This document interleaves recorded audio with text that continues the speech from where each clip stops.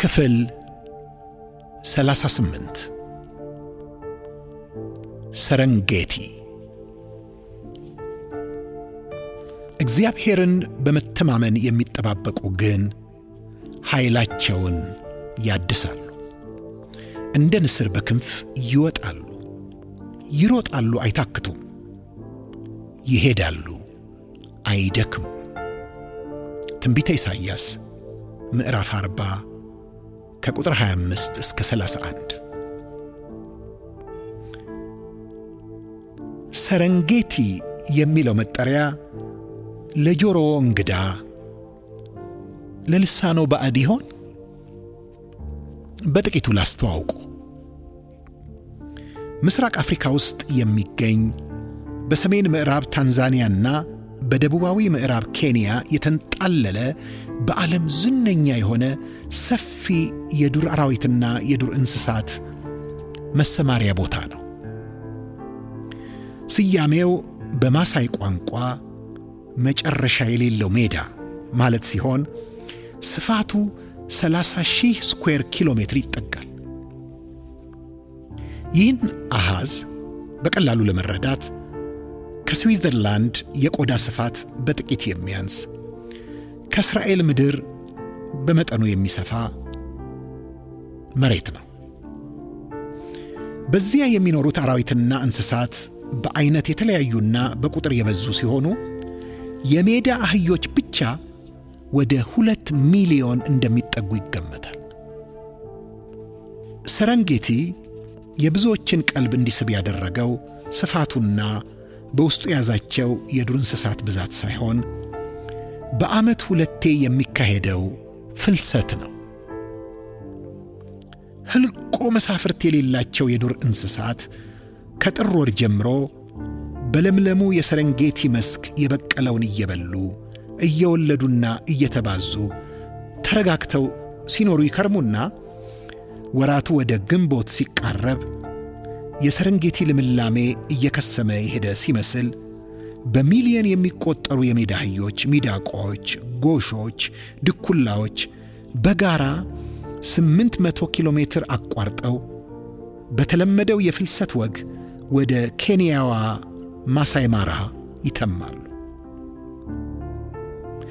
ፈላሾቹ የዱር እንስሳት በማሳይ ማራ ያገኙትን ልምላሜ እየተመገቡ በዚያም እየወለዱና እየተዋለዱ እስከ ወርሃ ጥምቀት ከሰነበቱ በኋላ በድጋሜ የማሳይ ማራ ልምላሜ ድርቅ የመታው ሲመስልና ጥለውት የመጡት ሰረንጌቲ እንደ ለመለመ ቀልባቸው ሲነግራቸው ማሳይ ማራን ተሰናብተው ወደ መጡበት ስፍራ ዳግም ፍልሰት ይጀምራሉ። የዱር እንስሳቱን ፈለግ ተከትለው ይህን የፍልሰት አባዜ ለረጅም ዓመታት ያጠኑ ተመራማሪዎች እንደሚሉት ልምላሜ ፍለጋ የሚደረገው የዚህ ፍልሰት ውጤት እጅግ አሳዛኝ ነው።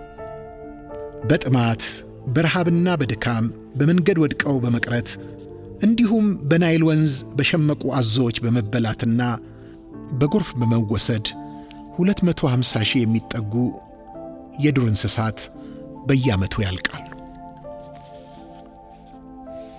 በዘመናችን የክርስቶስን ቤተ ክርስቲያን ሁኔታ ስንመለከት ከሰረንጌቲ ታሪክ ጋር ይመሳሰላል።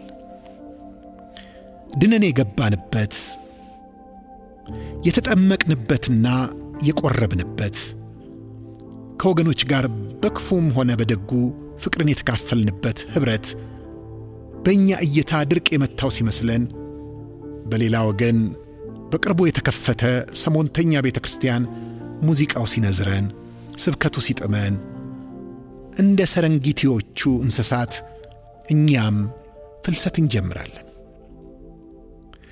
በፈለስንበት ጸንተን ብንኖር እሰየው ነበር። ነገር ግን ጥቂት ቆይቶ የሄድንበትን ቦታ በእኛ እይታ ድርቅ የጎበኛው ሲመስለን ሌላ የፍልሰት ምዕራፍ ይከፈታል። ታዲያ ምን አለበት? ይህም እኮ የእግዚአብሔር ቤት ነው፣ ያም የእግዚአብሔር ቤት፣ ይህም የእግዚአብሔር ቤት የሚል ይኖር ይሆናል።